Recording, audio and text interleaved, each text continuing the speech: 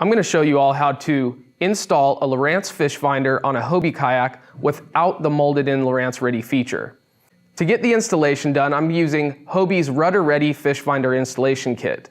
This kit allows you to attach a transducer to any kayak with a stern-mounted rudder. Today I'm going to show you the process on the new Mirage Passport kayak, but it'll apply to any kayak across the line without the Lowrance Ready cavity. For this kayak, I'll be installing a Hook 2 4X with GPS. This comes with a small skimmer-style bullet transducer, which is ideal for this application. Before drilling any holes in the rudder, I like to mock up the fit, and I prefer to have the bottom of the rudder just a little bit lower than the bottom of the transducer to protect the transducer in the event that you hit a submerged object.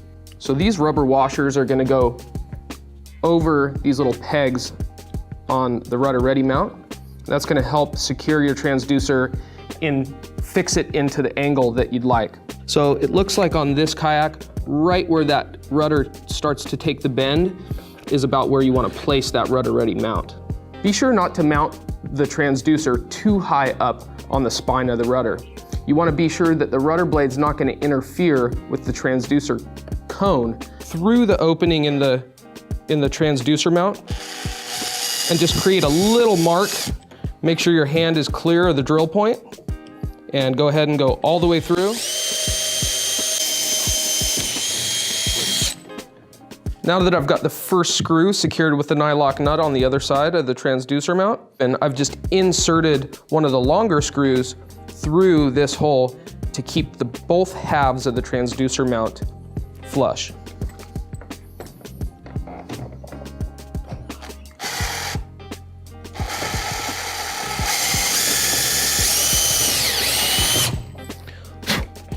Go ahead and push that screw through, set that aside, and the next step you're going to want to do before fastening anything down there, insert the rubber washers over the pegs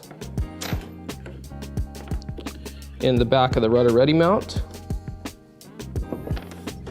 Slip your transducer on with the mount portion facing upward and right over the peg.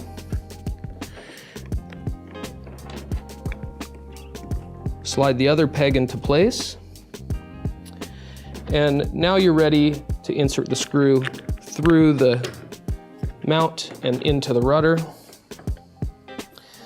This little nylock nut goes on the other side, and that just presses right into the depression in the mount.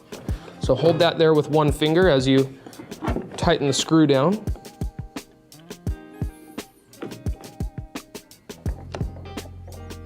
Nice and snug. And now you're ready to insert the last screw through the transducer and the transducer mount. Before you tidy up all your fasteners, be sure that the transducer cable exits through the top of the opening in the Rudder Ready mount. Get it nice and snug. Those rubber washers are pretty pliable, so you want a little bit of movement in the rudder if you need it. I'm going to create a few holes up the spine of the rudder.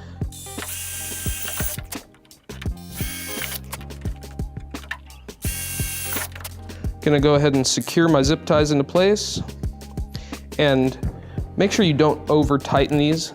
You want them just to hold the transducer cable there, but if you compress the cable too much, you might affect the functionality of the transducer cable. And don't worry about the zip ties affecting the performance of the rudder. You got plenty of surface area there to do the work. Gonna go ahead and clean these up. Just snip the tags off of them. In the Fish Finder Rudder Ready installation kit, you've got two variations of the through-hole plug. You've got a three-way plug, which just mounts with 3 screws right to the surface of the boat. And then you've got a one-way plug that uses a backing ring to cinch down the plug against the gasket. What I'm going to do is, since I don't have the rear hatch installed in this Passport, I'm going to use the 3-way plug in the stern, and then I'm going to use the one-way plug up in front of the seat. Since the rudder folds up and to the right, I'm going to locate my 3-way plug just to the right of the stern handle. A 1 3/8 bit is required, and you've got no internal mechanisms here. The steering rod is on the left side of the boat, so you're totally clear. You can go ahead and drill into this, but be sure not to push down too far past the hole you've created. So I'm just gonna see how it sits with the rudder, and that'll kind of lay right on top of the plug, and that should be just fine.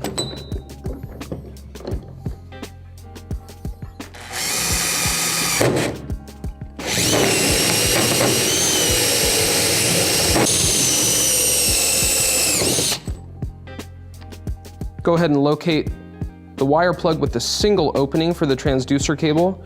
Go ahead and just peel that right off of and I'm gonna go with the rim of the gasket facing up. I'm gonna put the plugs right through that and pull it all the way through. And you're gonna wanna leave a little bit of slack in the cable at the top of the rudder so that you can still maintain full mobility in the rudder. You're gonna insert the cable, plug through the hole, and just kind of run it up toward the front of the kayak.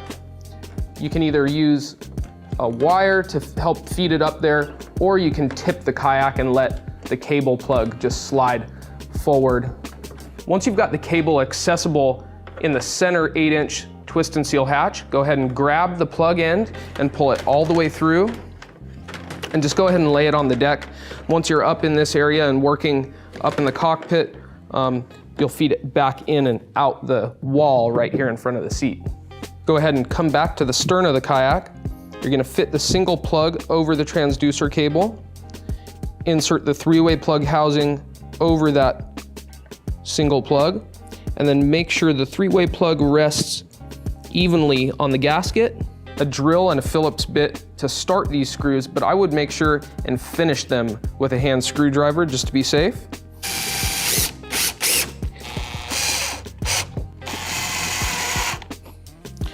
And go ahead and cinch them down snug but not too tight with a manual driver.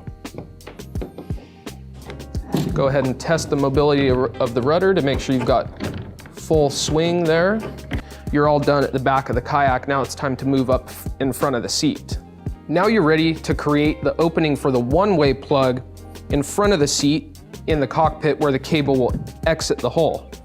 For this fitting, you'll be required to use a 1-inch hole saw to create the opening. You've got some internal foam on the back half of this track, so to stay clear of that, I like to go up here toward the front of the track to create my hole. I'm installing my fish finder cables on the right-hand side of the cockpit, but if you're left-handed and you prefer adjusting the settings on your unit with your left hand, you may want to move over to the left side of the kayak for the installation. I'm going to create my hole well off the floor of the kayak.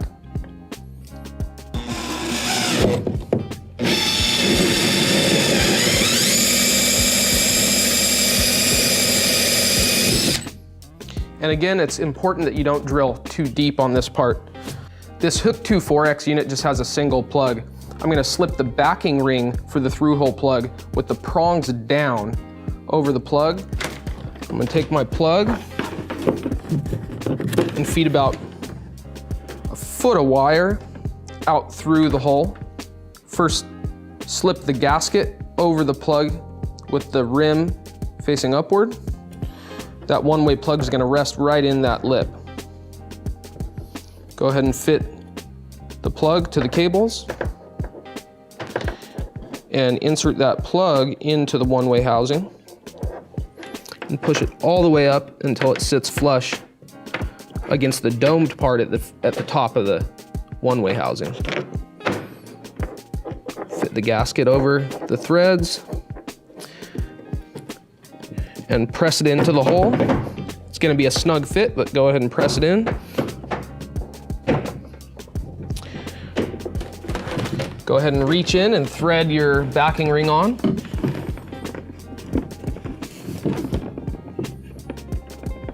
Since the battery is gonna be sitting in the lip of this 8-inch hatch, which is only about a foot away from where the head unit mounts, I don't need that much cable. So I like to strip out a little less than an arm's length and snip it there. Pull about a 1/4 inch of the casing off of the pigtail wire. on both the red and the black cable. And I like to give that a few turns just to gather up all the strands of the wire there. I'm gonna go ahead and splice my black ground wires together first. And I like to give this a little bit of a twist as I insert it into the waterproof Hobie plugs. And you can visually see the back of this waterproof wire connector's a little translucent. You can make sure that the metal is making contact with the internal strands of the cable. Go ahead and push it into place, and then you'll hear a little pop. That's a dielectric grease pack popping and coating the cables with some anti-corrosion. One special thing you're gonna have to remember is to wire the fuse that comes with your Lowrance in line with the red cable. So you're gonna use the Hobie waterproof wire connector here and here before splicing it to the power cable. Got my cable all snugged up. I'm just gonna clip the tag end with my wire cutters and push that bundle of cable just off to the side. Your 12-volt fish finder battery is going to conveniently rest right in the lip of your 8-inch twist and seal hatch in front of the seat.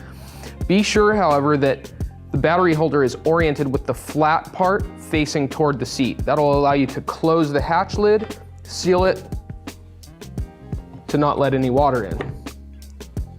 Every fish finder installation kit comes with a 12-volt battery charger. Be sure that when you're done with your day on the water, that you plug the battery in and top it off. That's gonna help you extend the life of your battery. With the addition of this plug-and-play Lowrance fish finder, you've just taken your fishing game to the next level. For more detailed installation videos on all of our product line, check out Hobie's YouTube channel. Watch and subscribe, and we'll see you out on the water.